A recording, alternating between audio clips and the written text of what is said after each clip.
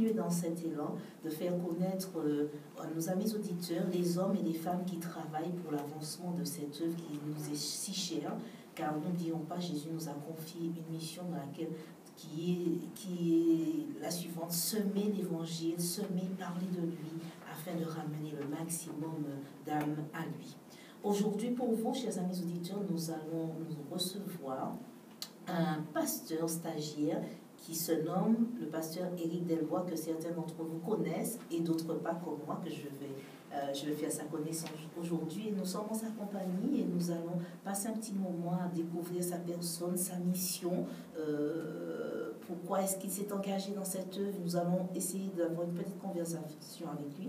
Et nous sommes accompagnés aujourd'hui avec joie. Nous recevons notre directeur qui va nous aider à mener cette interview avec le pasteur Éric Delbois. Bienvenue, directeur, et merci de nous accompagner en ce matin. Merci de ton accueil, merci à tous.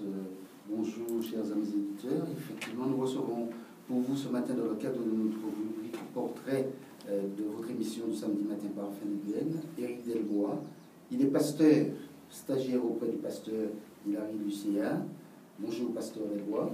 Bonjour, cher directeur, bonjour à tous les auditeurs, toutes les auditrices de Radio Espérance. Voilà, nous allons commencer tout de suite notre présentation de ce matin. On entend pasteur Delbois ici et là dire que la religion est une affaire de vieux qui n'ont plus de quoi s'occuper.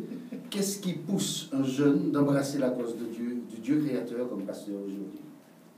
Alors, je pense à ce texte qui dit « L'amour du Christ nous presse ».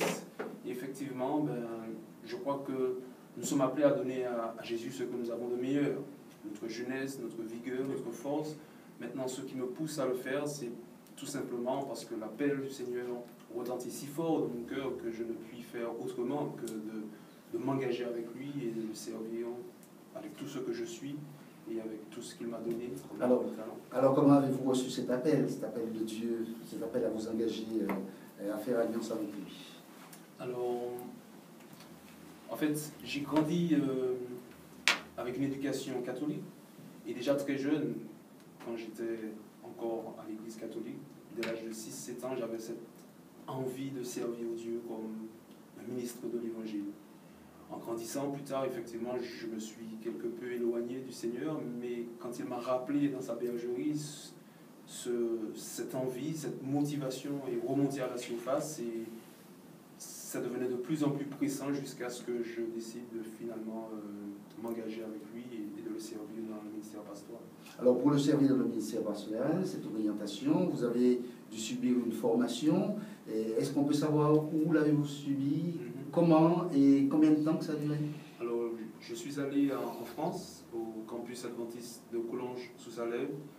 La formation dure 5 années et c'est une formation très enrichissante où pas à pas, petit à petit, on apprend à découvrir la Bible sous un regard un peu différent, certainement avec des outils d'études vraiment très enrichissants. Et en plus de la formation biblique, il y a aussi tout un aspect psychologique concernant la communication, tous ces aspects un peu périphériques qui qualifient le pasteur en quelque sorte pour sa mission, qui bien sûr est essentiellement centrée sur la Bible, mais qui doit aussi considérer toutes ces choses annexes pour l'accomplissement de son ministère. Tous les aspects annexes de son ministère. Alors, vous dites en France, est-ce que c'est facile pour un Martiniquais qui sort de sa chaleur, aller déjà s'engager pour Dieu, et puis dans un pays, vous parliez de Collonges sous Salève, dans la montagne même, et dans la neige, comment ça se passe psychologiquement?